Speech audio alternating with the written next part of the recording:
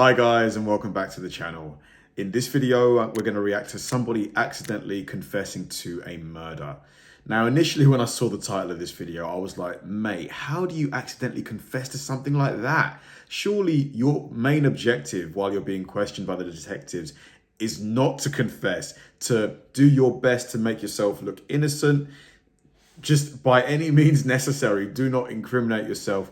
But these detectives are really, really good. They do this day in, day out, many of them for decades. So they have so many techniques to put you in a corner, to just, basically entangle you in your own words.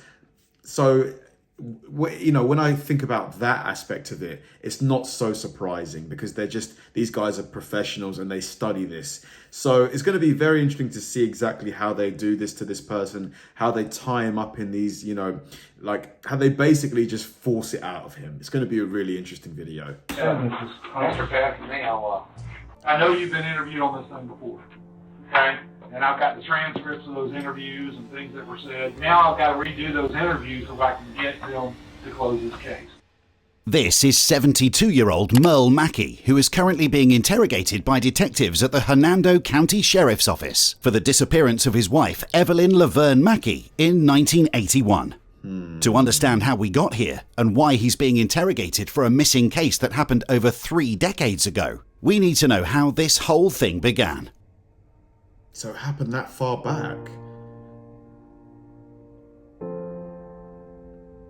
Hernando County, Florida. So many counties that I've never heard of. The story takes place in Hernando County, Florida. Evelyn Laverne, who was divorced from her Navy SEAL husband, Larry Wallace, had to raise her 2 children on her own. 11-year-old Kelly Carpenter and 19-year-old Charles Trulock. Sometime in the late 70s, she met Merle Mackey at a prison outreach ministry for non-violent offenders. This event took place at her local church, and after seeing each other regularly, the two quickly formed a strong relationship. Merle was in and out of prison at the time, but quickly settled and moved in with Evelyn once they got married. They were a happy couple, and everything seemed to be going smoothly. Until Evelyn's teenage daughter last saw her on the morning of November 5th, 1981. She made breakfast for her daughter, and Evelyn's new husband, Merle Mackey, took her to school. That afternoon, Merle went to pick up Evelyn's daughter alone. He told her and her brother that Evelyn had gone to Ohio to take care of her sick sister-in-law. But she did not arrive there, and her sister-in-law wasn't expecting a visit from her. Just a few days after Evelyn was last seen, Kelly was starting to get more and more worried for her mother, continually asking her stepfather about her whereabouts and when she would be coming home. Merle also told the police different stories, saying Evelyn had gone to Tampa, Florida, that she had returned home and left with a boyfriend. This didn't align with his previous statements and seemed completely out of character for Evelyn. Merle's lies did not stop there. He consistently changed his story, stating that she'd gone away to be a missionary, or that she left the country to live somewhere else. The only thing that the detectives were certain of was that Merle Mackey was a compulsive liar. He was a person who liked to tell falsehoods out of habit, and he continued to tweak and change his narrative each time he was interviewed. I feel so bad for the lady, She thought clearly that he'd turned a new leaf, that, he'd seen the error of his ways, and clearly he didn't. All that detectives knew at the time was that Evelyn vanished from the face of the earth on November 5th. There was no record of her being anywhere. Her family reported her missing in January 1982. Detectives learned that on the day she went missing, money had been withdrawn from her banking account multiple times. Months later, the account was completely empty. At that point, the case went cold, and it was not until Sergeant Phil Lankin attended the National Homicide Conference 33 years later that an inquiry into Laverne's disappearance was reignited. Investigators tracked down Merle in Chandler, Texas, and executed a ruse. They told him a plane crashed in South America and that they might have found Laverne's remains, possibly entitling him to money from the airline. In order for Merle to collect the payment, however, they said he needed to go over his statement regarding her disappearance. Merle agreed, and once back at the station, investigators would ask him to authenticate his previous interview transcripts. Do you remember the day she left? So this is where they're going to get him. No. I'm trying to think what was it. Come on. Work with me here, buddy. I love how these cops, they're so good at disarming the people, making them think that they're pals. Like, I'm just your friend here. I'm not trying to put you in prison for the rest of your life. Or am I? Here, the detective is clearly frustrated, but he quickly makes it seem as if he was joking, as he laughs it off. If he gets too serious too soon, Merle would feel threatened and backed into a corner, limiting any chance of getting a confession. Establishing a friendly atmosphere where it's easy for both of them to converse is highly important in this interrogation. Do you remember her ever saying something about her brother's wife being sick? I don't recall that at all. And we'll go from there. I can't even remember what I ate for supper yesterday. The day she came up missing, were you at work or what? I don't have any clue. When she left, do you remember going to the bank and getting money out of the bank? The bank remembers you going to the bank and getting money out of the bank. I don't know how much I got. I could tell you, but I'm not going to. I'm going to validate these interviews, and you're making it hard on me. And I thought we'd be in and out of here in about 45 minutes. Well, this is going a little further.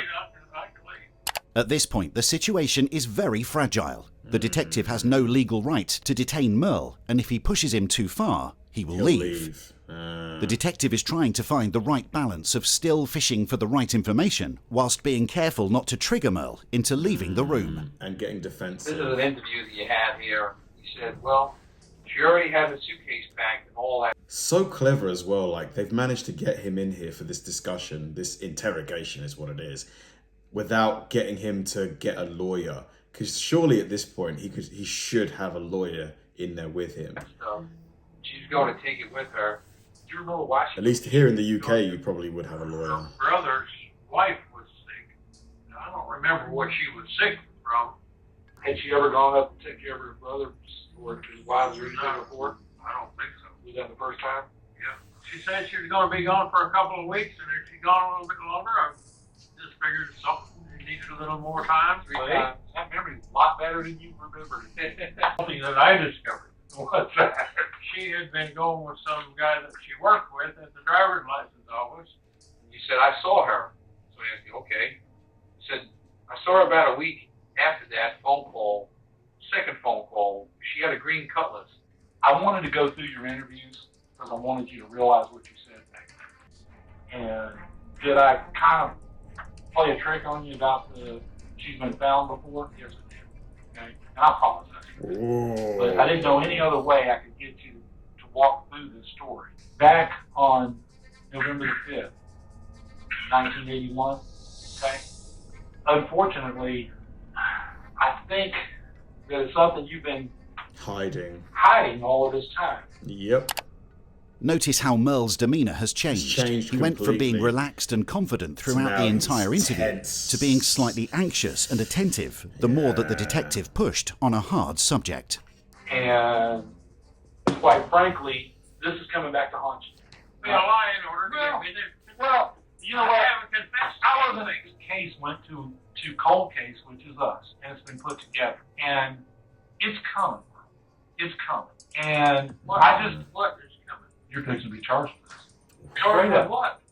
The death of Laverne Mack. In 1981, there was a statute of limitations in place for second-degree murder, which has already expired, meaning the detectives needed a confession in order to charge him get with him in premeditated prison. first-degree murder. I see. Otherwise, Merle would be free to go home. Huh. There are enough contradictions in your story here. Back then, you told so many different versions of what happened to her. 1 minute you say that she left and flew up to her brother's. No, she went and she ran off with another man.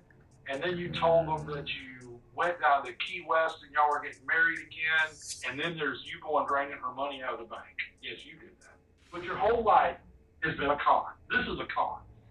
You are the ultimate con man, and you work 3 different ways. This detective, what a pro. At first, he was his friend, his mate. He's like, work with me here, buddy. Now he's like, you're a con man. You took all her money and you killed her. In that church, what we did was chase down everybody because we wanted to go back improve every single life. Wow.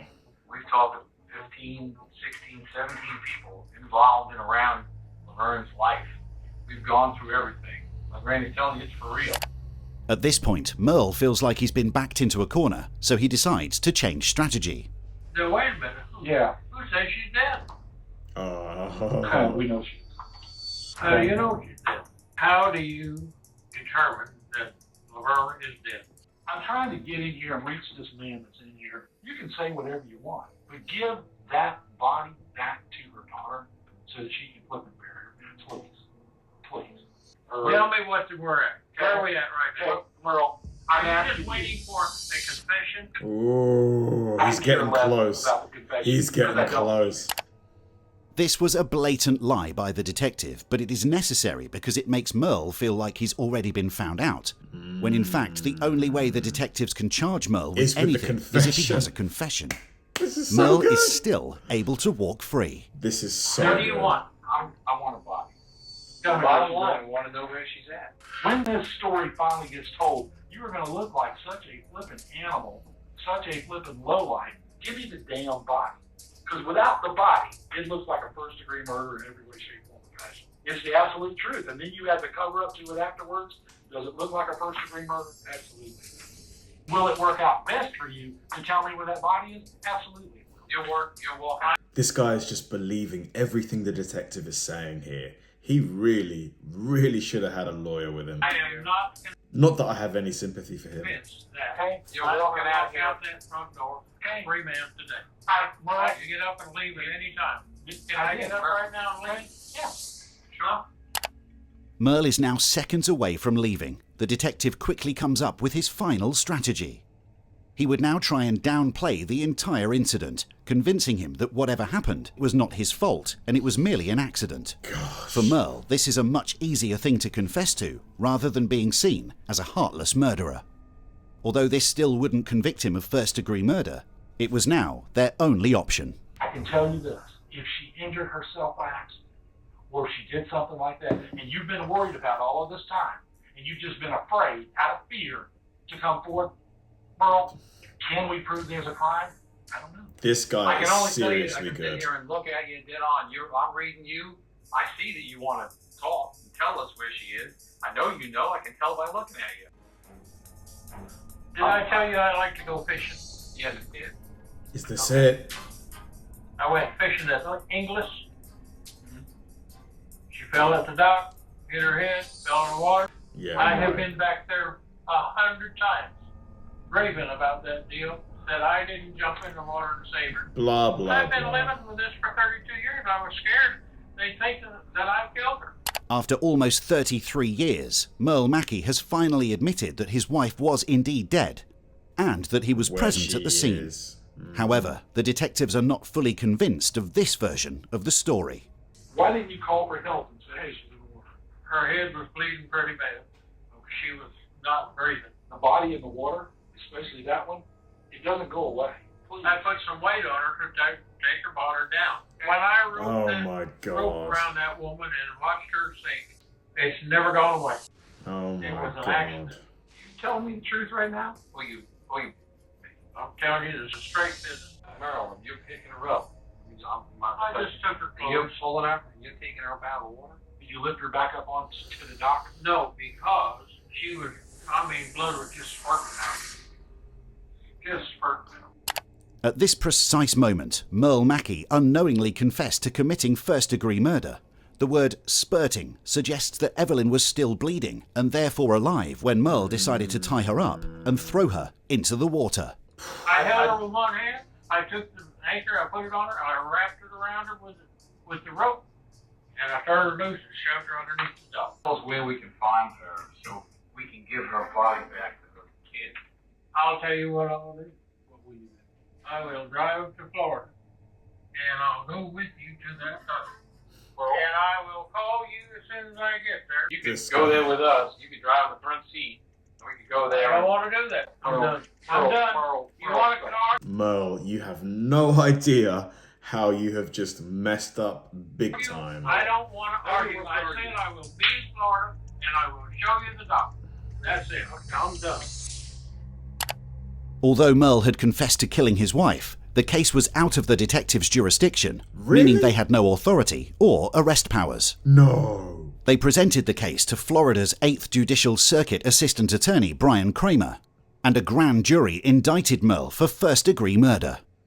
Detectives searched the docks where he claimed to have left Laverne's body, but they concluded there was no way her body was going to be found. They didn't believe that Merle was telling the truth about where he hid the body. Oh my God. Merle pleaded guilty to second-degree murder and was sentenced to 10 years in prison. Wow. That detective is a master. He just played Merle like a fiddle. Just absolutely, when it looked like he was about to lose Merle, when he was about to step outside, he just brought it back and then just got him. Unreal. Just brilliant. I wondered, just why Merle didn't get himself a lawyer, honestly. He must have just completely thought he was safe. There was nothing that could happen. He was, completely immune from getting prosecuted. How wrong he was. Unbelievable display by that detective. Honestly, man, round of applause. Thanks for watching, guys, and I'll see you in the next one.